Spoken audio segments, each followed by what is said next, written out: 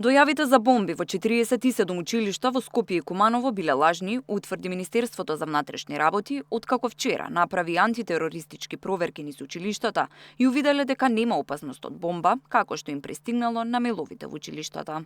Од страна на секторот за компјутерски криминал во содејство со секторот за тероризам, а преку секторот за меѓународна полициска соработка при Министерството за внатрешни работи, се преземаат мерки, односно се врши истрага во однос на тоа кој е собственик на електронската пошта, односно од каде се испраќани лажните дојави за бомби.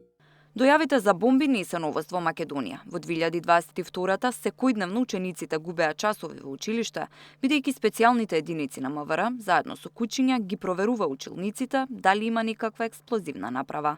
Секојдневните пријави тогаш се испостави дека се лажни. Но зошто токму овој период повторно се појавуваат дојавите за бомби? Според безбедносниот експерт Љубомир Ѓурчевски, причините може да се од различни области. Малолетници кои сакаат да избегнат тест или часови, до саботирање на изборниот процес во недела, предизвикувајќи страв кај граѓаните од хакерски напади во дел од институциите. Вели македонските власти мора да соработуваат со меѓународните организации за полесно справување со овој проблем, кој се јавува се почесто.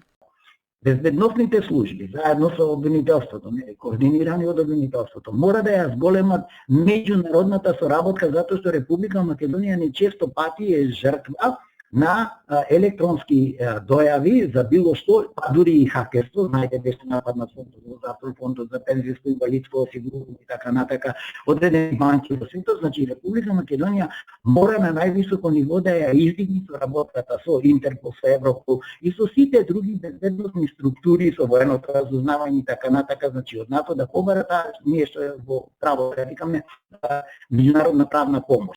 Од октомври 2022, кога е регистрирана првата дојава на анонимна бомба во училиште, заклучно со денеска, регистрирани се вкупно 1314 анонимни дојави за бомби. Поднесени се вкупно 6 кривични пријави против 7 лица за сторени 6 кривични дела тероризам.